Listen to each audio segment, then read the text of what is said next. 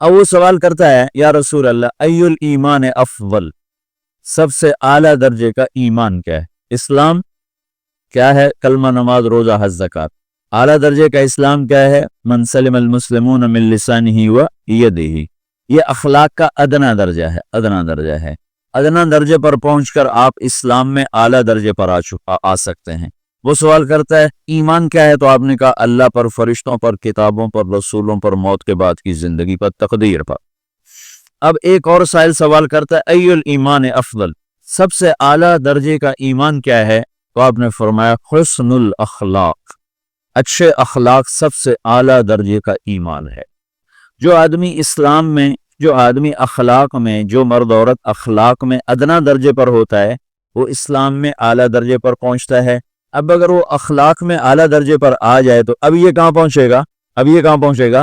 میرا نبی کہہ رہا ہے سب سے اعلیٰ درجے کا ایمان ہے حسن اخلاق، حسن اخلاق۔ ابو ہریرہ نے پوچھا یا رسول اللہ وما حسن الاخلاق، یہ بھی ایک اور حدیث ہے، یا رسول اللہ حسن اخلاق کیا چیز ہے؟ تو آپ نے 3 چیزیں فرمائی، تصل من قطعک وتعطی من حرمک وتعفو عن من ظلمک، جو تم سے توڑے نہ تم اس سے جوڑو، نہیں کرتا سلام نہ کریں، کوئی ہم چھوٹے باپ کے ہیں، ہم تو کبھی بھی نہ کریں، ہم تو کبھی بھی نہ منہ پھوکیں بھی نہیں، ہم تو میرا نبی کہہ رہا ہے جو توڑے تم اس سے جوڑو۔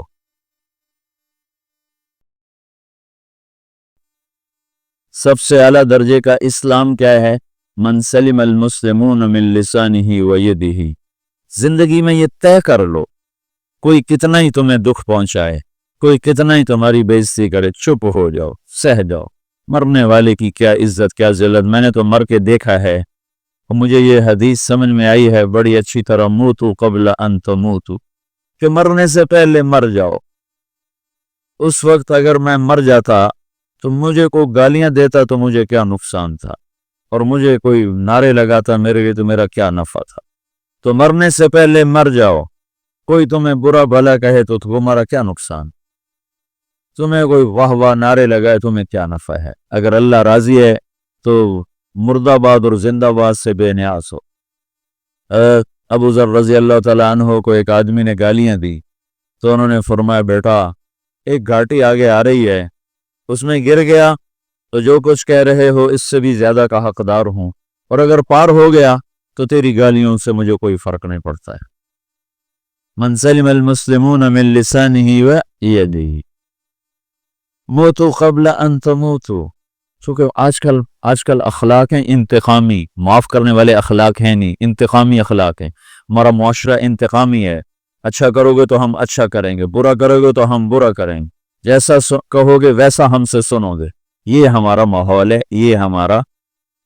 ایک ماں کہہ رہی تھی دوسری ماں کو میرے پترا کدی کسی نے وقت سلام نہیں کیتا، بڑے فخر سے کہہ رہی، ہمارے اپنے گاؤں کی بدوا، میرے پترا کدی نہیں کسی نے وقت سلام کیتا، مائی جڑا کرے انہوں کریں دیں، جڑا نہ کرے انہوں پوچھ دے ہی کوئی نہیں، یہ وہ فخر سے کہہ رہی۔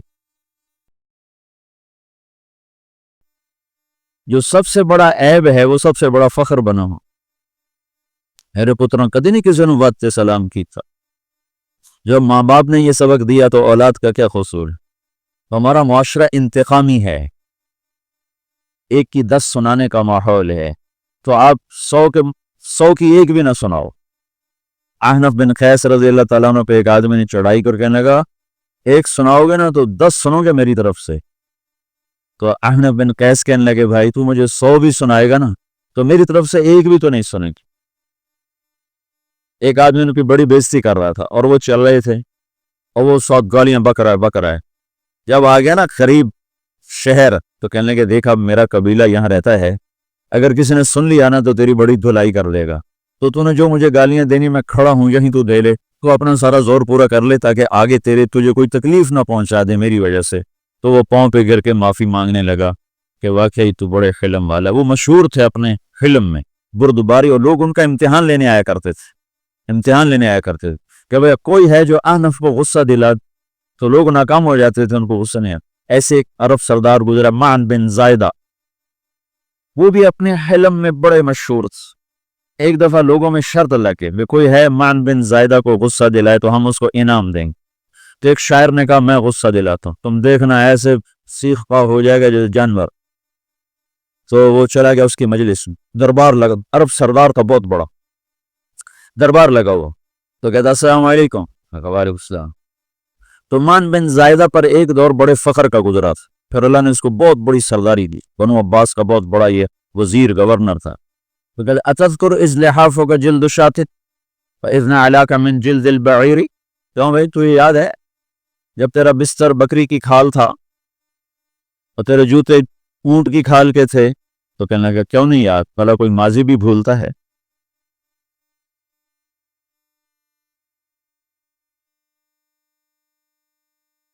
تو وہ کہنے لگا پہلا بار تو خطا کا، کہا سبحان الذی آتاک ملکا وعلمک الجلوس علی السریر، تو پھر ساری تعریفیں تو اللہ کی ہیں جس نے تیرے جیسے کو تخت پہ بٹھا دیا۔ کہاں بھئی ساری تعریفیں اللہ کی ہیں، میری تو کوئی اوقات نہیں۔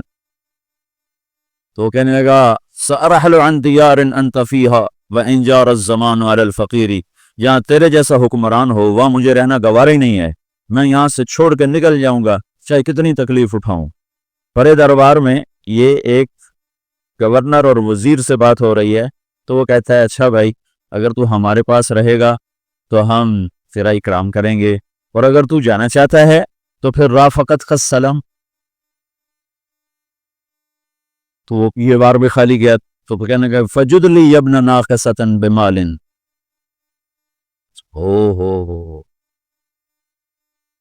او گندی ماں کے بیٹے مجھے کچھ عطا بھی کر، میں بغیر پیسے کے سفر کیسے کروں گا؟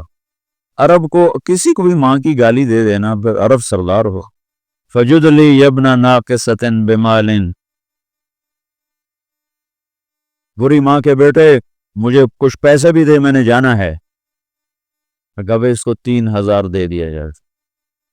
اللہ، تو کہنے لگا قلیل ما آتیتنی و انی لأطمع منک فی الکثیر، یہ تو بہت تھوڑا تو نے دیا ہے، مجھے اور دے۔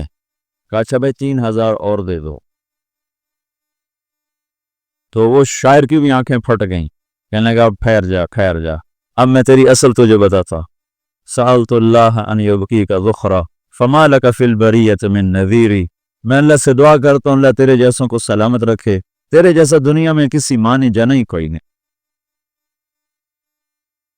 فمنک الجود والافضال حقا وفضل یدیک کالبحر الغزیر، تو ہی سخی ہے، تو ہی کریم ہے، اور سمندر بھی تیری سخاوت کے آگے کچھ نہیں ہے۔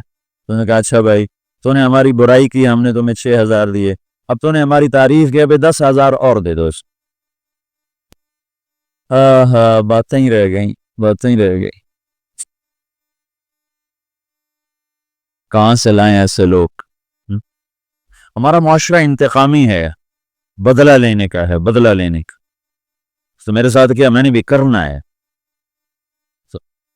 اعلیٰ درجے کا اسلام یہ سکھا رہا نہیں چپ ہو جاؤ، سلامت بن جاؤ، سلامتی بن جاؤ، سلامتی کی علامت بن جاؤ۔ من سلم المسلمون من لسانہ و یدہ،